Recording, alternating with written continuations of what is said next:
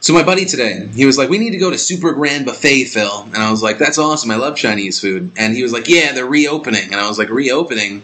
Is it like they went out of business? And he's like, well, yeah. And so I Googled it, and I found out because their safety inspection score dropped. And I was like, oh, they must have gotten like a C or something. It dropped to a 15. It's reopening with 100. But it dropped to a 15 for what? Let's see. Chemicals and medicine stored next to food preparation, flies in soup being served to customers, raw fruit and vegetables were so poorly washed there was still dirt on them. The Super Grand Buffet was also cited for filthy conditions in the kitchen with grease dripping from the stove, vents, disgustingness. So he's not my friend anymore because I don't want hepatitis, and he apparently wants me to have hepatitis.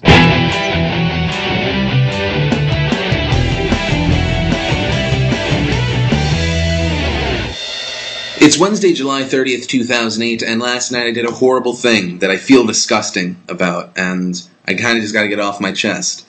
I watched Mamma Mia, which is definitely the worst musical I have ever seen, so I am so happy that I ended up watching Dr. Horrible Sing-Along Blog, because it just renewed my faith and my love for anything musical. If you have no idea what Dr. Horrible Sing-Along Blog is, it's an eargasm featuring Neil Patrick Harris, James Filion, Felicia Day, otherwise known as the really hot redhead from The Guild. Other than saying the word awesome over and over again, I can't really describe what it is, so go check it out after this video. The link's over here in the sidebar, and I promise I'm not rickrolling you this time, even though last episode, I think I rickrolled about 100,000 people. Which brings us to Wednesday's douchebag of the day, Philip DeFranco. Because apparently this guy, Philip DeFranco, did not realize that rickrolling is so 2006. And he's like, hey, I'm gonna say a story that's not real and trick you into going to get rickrolled even though it's not funny anymore. You know what, Philip DeFranco? How about you take your time from doing douchebag things like rickrolling people and put effort into your editing or your jokes, because they suck. Okay, I'm just being honest. They suck, dude. Oh, and I hear that you have a tiny penis. Just want to throw that in there. Web/movie news, you might remember a guy by the name of Afro Ninja. There was a video on YouTube way back in the day of a guy trying to do a backflip. He lands on his face, gets up,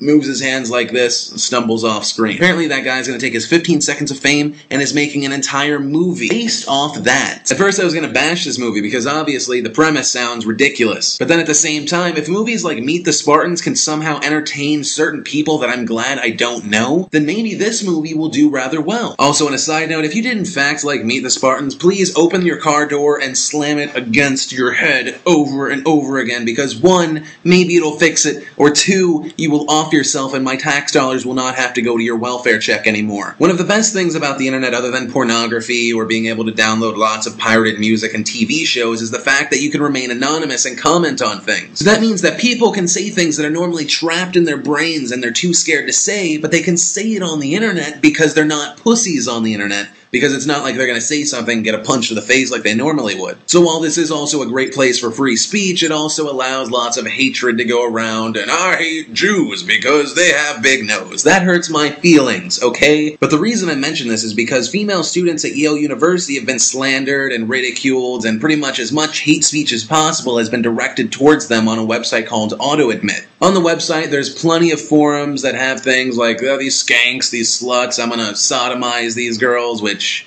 you know, that's really weird to want to sodomize someone you've never actually met in person. I mean, if you at least shook hands, then yeah. But come on, that's just inappropriate. And it turns out all of this is going to court, and the people that have been saying these things are going to have to deal with it IRL, bitches. I think another thing that's awesome is they're being sued under their handles in the forums. So people that are being sued are Paulie Walnuts, Cheese-Eating Surrender Monkey, the Ayatollah of Rock and Rolla, Patrick Bateman, and Hitler. Because apparently Hitler 123 was already taken. Now don't get me wrong, I'm so happy that these pussies are gonna have to deal with something in the real world, but at the same time I wonder, hey, does that mean internet anonymity is gone? This brings us to Wednesday's question of the day. Does being anonymous on the internet matter? Because being anonymous is great. I mean, the internet is a great form of free speech. I mean, I get to say whatever the hell I want and people listen. But at the same time, should it also protect people that slander, hate, and threaten? You can leave a text comment or a video response. In news that'll make a lot of you guys eating Cheetos right now really happy, Republican Barney Frank is trying to decriminalize people having weed. According to the bill he's trying to get through Congress right now, if you have less than 100 grams of weed on you,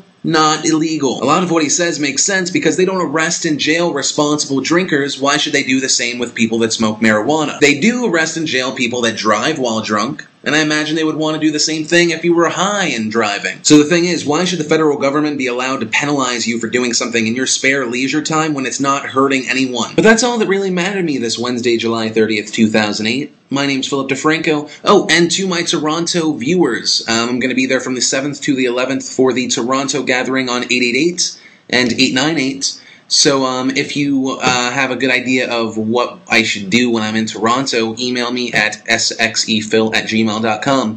Oh, and by the way, you've probably been filled in. Most likely. 97.3% sure. Sexy Phil, he's not sexy. Sexy Phil, he's a misogynistic douchebag.